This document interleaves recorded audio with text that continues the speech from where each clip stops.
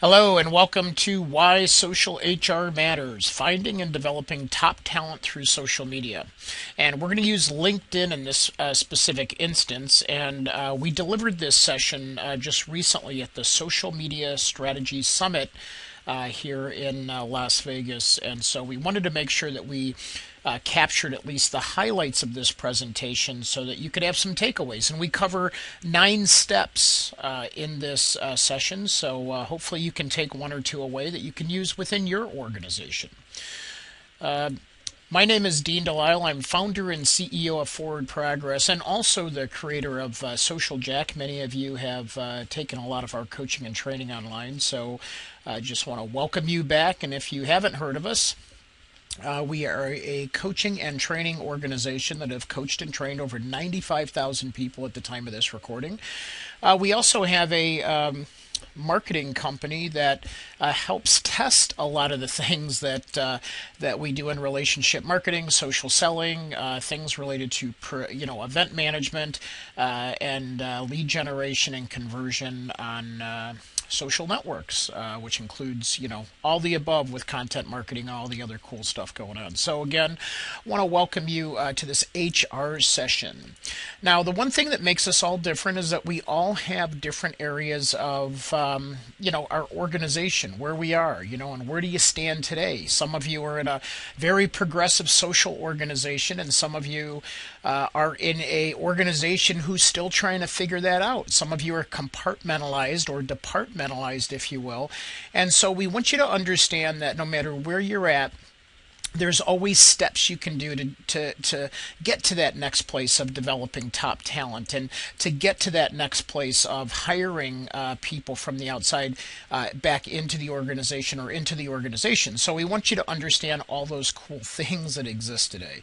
All right. Now, the one thing that we often see is whether it works or doesn't work for organization is the mindset, right? So as we think about that mindset, and we always, when we walk into an organization, we look at the structure from the top down. Is this one of those things that we're going to dabble in and try, or are we all in as an organization? And some of you are global organizations, so that's tough. You have organizations within your organization. So many times we see this start from the customer-facing side, whether it's customer service, whether it's customer support, it could be community support, it could be sales, and then we also see this obviously at the HR level, which is what we're talking about today, right? So social HR.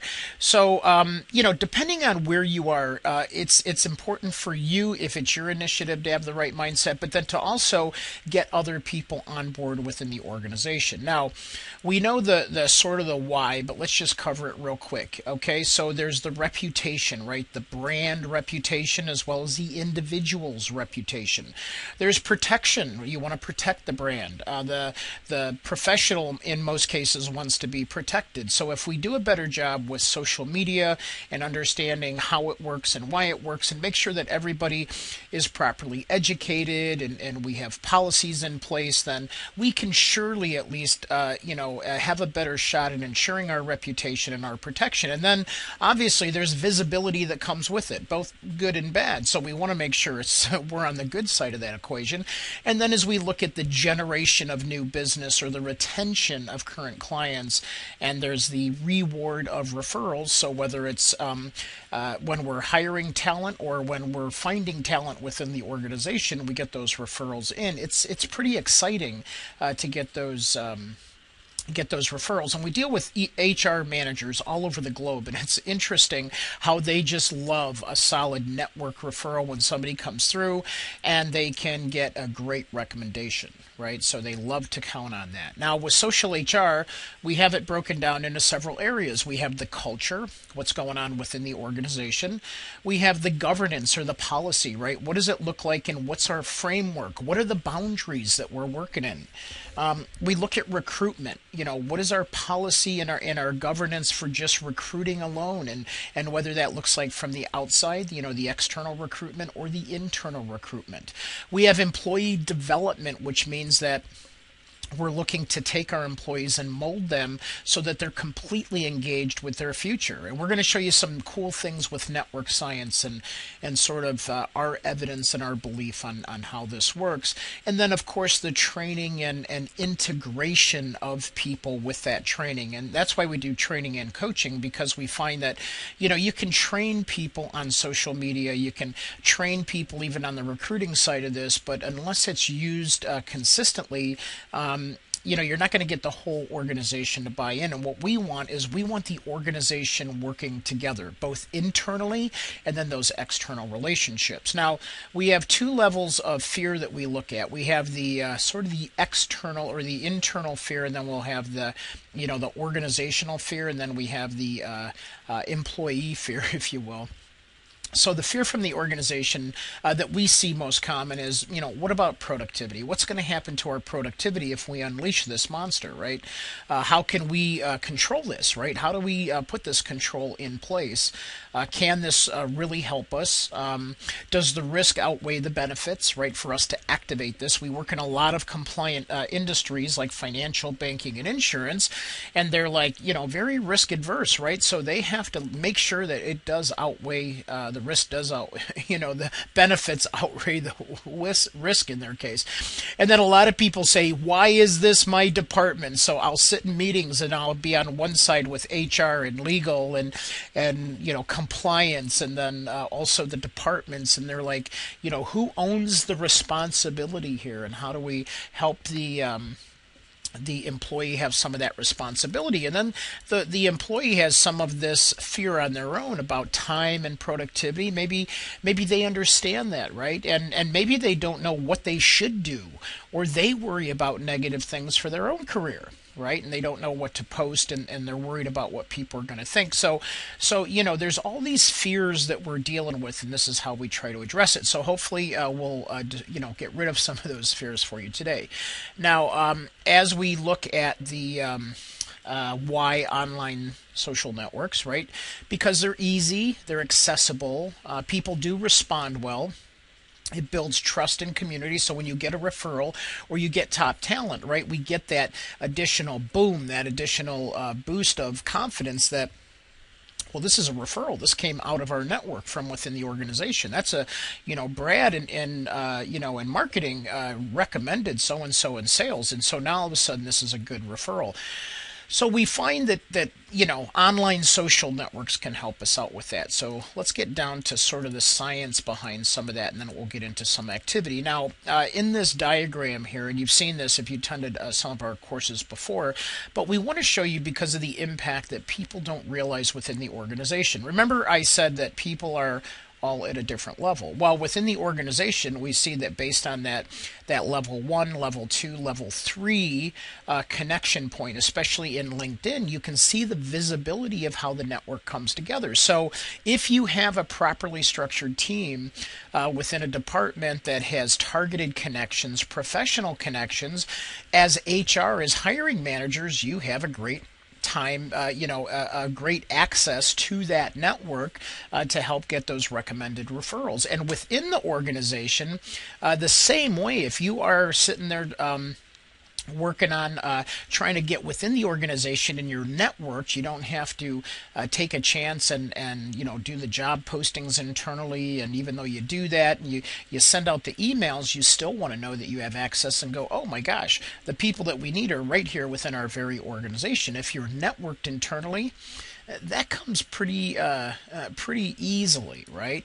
And we just look at the dynamic here, and on your LinkedIn network, if you have 387 connections, like what's shown in this diagram here, you have 6.4 million professionals. And if they're targeted by profession, even better, right? So now all of a sudden your chance of those 6.4 really become, even if it's just a slice of that community, becomes really easy for you to find those good hires in there. Okay, let's get a little tactical. We're going to cover two main areas, right? We're going to cover finding top talent and developing top talent. All right, so we use a methodology here called network science, and this is courtesy of the U.S. Army. So if you want to Google network science, U.S. Army, you'll find that we have a couple of types of network. Now, the military uses this for obviously their purpose. We use this for business development and building a strong culture, a network-based culture. And this science deemed that you could have intentional targets, and through your networks and natural order of network building around those targets, both with nodes, links, clusters, and hubs, you could reach your target. And we find this very true with organizational development, with professional development, with sales territories and things like that, and also with hiring. It's odd how that works, right? And so as we've studied organizations, we have, a couple of functions of this. So if you think about two nodes, you and I are a node, right? And we link, just like LinkedIn, and there's a connection between the two nodes, and that's a link. The cluster is where you have several linked nodes, people that have something in common, right? And all of a sudden, as we cluster, and it could be engineers, and it could be finance, right? It could be people that have common backgrounds. And as you start to cluster, right, you become more powerful because those clusters also have links to other nodes, right? And now all of a sudden you have these little pods or clusters that form, and they found those to be highly effective depending on how the relationship exists in there. Then we have hubs, which are basically large clusters or several clusters pulled together, right, that also have common elements. So you have large associations and groups and maybe divisions of companies instead of departments. A department could be a cluster, and a division could be a hub. Now, this works external and internal. So on the external, I have this diagram here of Silicon Valley, where we look at LinkedIn and how it's connected to Twitter, and how it's connected to even Dogster and Wink and some of these other, Wiki and some of the other technologies. And you can see that based on the chart, as long as you have the slides, and you can always get those from our SlideShare account. But as you look at this, the investors, right? You look at the management team. You look at the technology, right? The programmers. It's interesting, and this breaks it down to from individual to venture cap to corporate investors, as well as people that are board management team, and things like that. But what's interesting is to look at the relationships, the relationship map, right? And you as an organization can build a strong organization externally with other partners, with other, with other vendors and with consultants and things like that you work with, right? Even alumni can be powerful.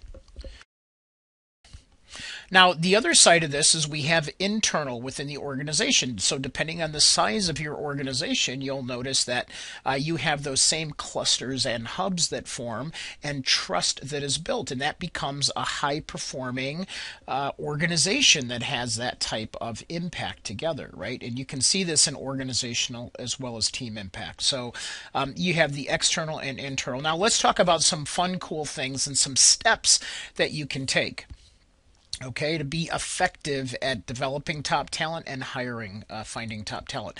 So the first thing is to educate. And the first place to educate is HR. We always walk in and they go, who do you think we should start with? I'm like, we should start with HR. That's in our Social Jack platform. We always say, well, let's start with, just relationship marketing and career advancement internally first, right? Let's get some of those core skills down and see how that works. And then let's get into organization and culture, and then let's champion a department. And sales, a lot of times, we teach a lot of social selling and or relationship marketing, and that's easier sometimes to get that adoption. But we've seen it work all kinds of different ways. Different groups champion at different levels, based on their needs and where they want to achieve. And then we have pilot groups, and then obviously, we always encourage certifications. Now, in this educate part, what does that have to do with developing top talent or finding talent? Well, if you educate network science for people to connect and for networks to get stronger, it makes the HR, the recruiting process, easier because you have access to other people's networks, like we showed you in the diagram, right? So if you have a strong culture that's networked, or even strong departments that are networked, it makes it much easier to get referrals or to have visibility into other people's networks. Okay. The second thing is professional profiles. How consistent are you? This is your first impression, your first conversation with the world. A lot of time is your LinkedIn profile. How are you doing? How does this look? Right? And so this is also an impression for people to get promoted and to find people. So if HR, if you're trained and you have a training program to make sure people's profiles are up to date, guess what? Recruiting becomes easier because when you search for people, the proper things come up because their profile's complete and you look good as a brand, right? And people want to work for you because they go, wow, look at Chris and Deborah and Dan and look how good they look within the organization. Okay, and so and you want to be clear. So from an HR or management, a lot of our managers on the line are looking to recruit. What's cool about that is you can actually put in who you're looking for. We have a lot of our division area managers and things like that put in that they are recruiting, that they are looking for top talent. And they explain it in their profile, in their summary. And the cool thing is the talent finds them. Right. And so even, in HR, and I know HR, it's tough because you're looking for so many people, but we want you to understand that it's okay to update your profile and to put those requests and those wants and needs in there. Okay. And again, we can only cover so much today, but we want to make sure you get those highlights. Now, what's cool is inside LinkedIn, you can look at who's viewing your profile. So if you're attracting the right talent, whether it's geographic, whether it's a certain type, maybe it's a certain area of professional. It's cool that you can actually see how you're attracting, and so a lot of times division area managers are looking to attract recruits in certain markets and in certain segments, right? So we want to make sure that they're attracting those people, and we'll shift that profile based on who they're attracting, and you can actually see that within the organization. We also have the component of what we call controlled profiles, ones that are locked down or a little more controlled, but we also want them to be beneficial. So there's a balance here when you want the profiles that, when you have profiles that are built for that dual purpose of making the organization look good, but then also making sure that this professional can be found within the organization as the organization shifts and grows, and we're trying to promote from within, right? So that's where controlled profiles can be a huge benefit. And then there's other cool things like visual impact, and you can share skills and endorsements, right? So there's all kinds of things you can do with the profile. Now, from an HR perspective, as you're finding top talent in those profiles, you also want to learn how to properly read those profiles as well. So number 3 is connecting, right? So we always say to constantly connect, right? So HR, we want you to connect, internal and external. So let's talk about what that looks like. And we also want to know, we want the framing of the policy and the protocol to connect. Now, if you think about it, inside is like senior, are you in silos where senior executives or direct reports or key networkers, who are those people? Are those people connecting together, or are they separate? Do you have senior level executives or the C-suite separate from director? So think about what that looks like. And again, this gets down to learning and training and coaching and helping people to connect and become a more powerful organization. And then from the outside, what does that look like, right? So those are training vendors. We talked about this earlier, the consultants, the suppliers, the external recruiters, right?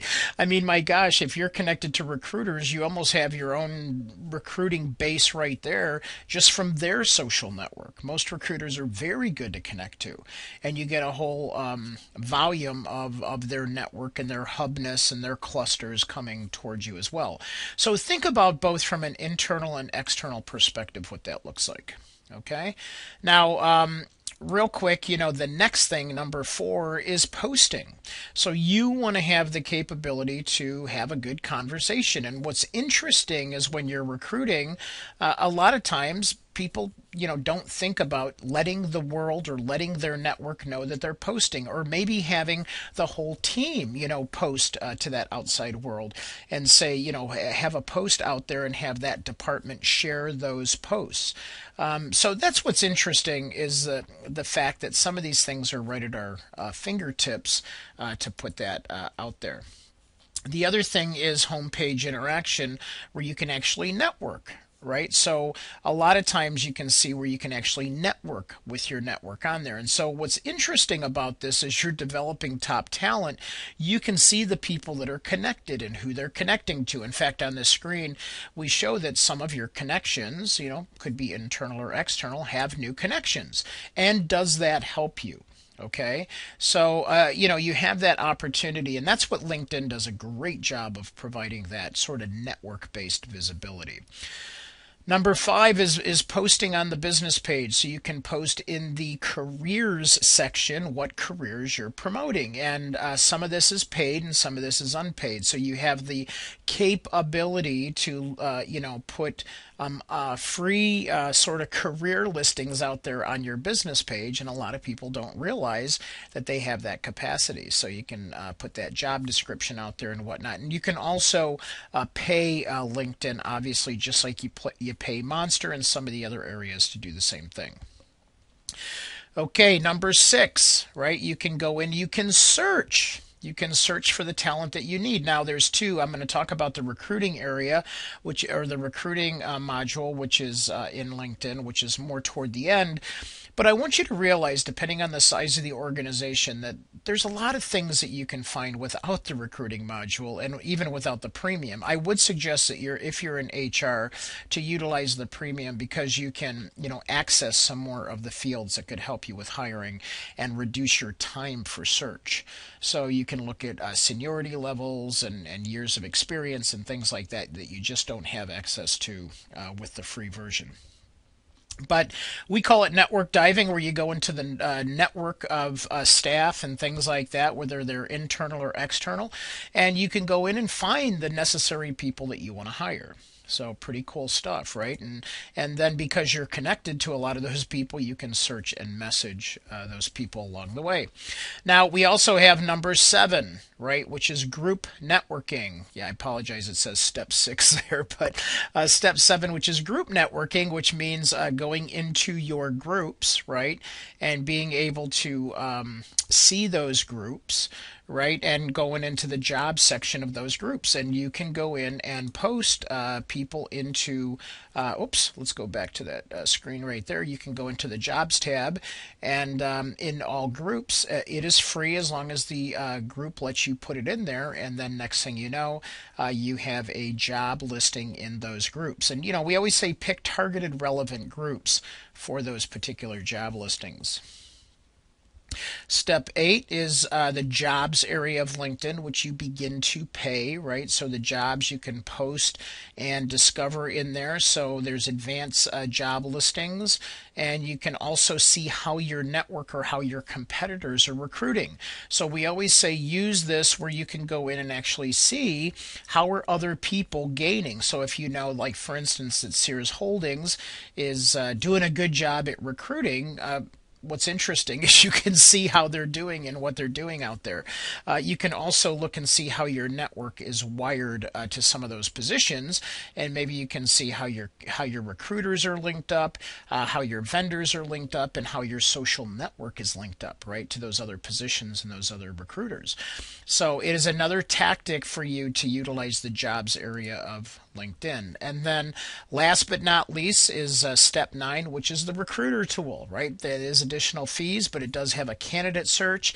It has contact any candidate out there with InMail, and there are restrictions on there. So depending on the package that you get, that will restrict the number of people that you can message, as well as manage your pipeline. So again, this is a briefing where we wanted to give you those steps, right, to be able to understand that you could educate, you could update your professional profiles, you have the opportunity to connect, right, to connect to people inside, internally, and externally. You have the idea of posting, right, and starting a conversation. You can also post on your business pages, depending on how the organization is structured. That can come in very handy. Network diving, where you can go out and see your entire network. We have group networking as well as jobs where you can go in and post those and pay for those job listings, as well as step 9, which is LinkedIn recruiter tool.